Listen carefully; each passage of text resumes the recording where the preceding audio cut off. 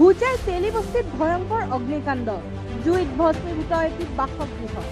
নীতিশ দাস নামৰ লোকজনৰ বাসগৃহত সংঘটিত হৈছে এই ভয়ংকৰ অগ্নিকাণ্ড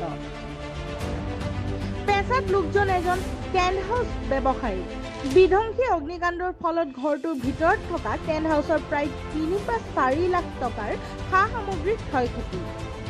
স্থানীয় লোকৰ সহযোগত এই ভয়ংকৰ অগ্নিকাণ্ড নিয়ন্ত্ৰণ কৰে যদিও অগ্নিসংযোগৰ প্ৰকৃত কাৰণ এতিয়ালৈকে জানিব পৰা যোৱা নাই পেন্ডেলৰ পুৰা যাৱতীয় পুৰা সামান আছিলে আপুনি কি কাম কৰে পেন্ডেলৰ কাম কৰি আছে টেণ্ট হাউচত হ্যাঁ টেন্ট হাউচ আছে কিমান টকা সম্পত্তি মোটামুটি সিহঁতৰ 3 লাখ টকাৰ মাল আছে 3 লাখ টকা 3 লাখ টকা 3 লাখ টকাৰ মাল আছে কি বাচিছে আপুনি গম পায় এতিয়াতো একো বাচা নাই এটা গ্যাস সিলিন্ডার পুকুরি পেলাইছে এইটোও বাস একো মাল বাচা নাই স্যার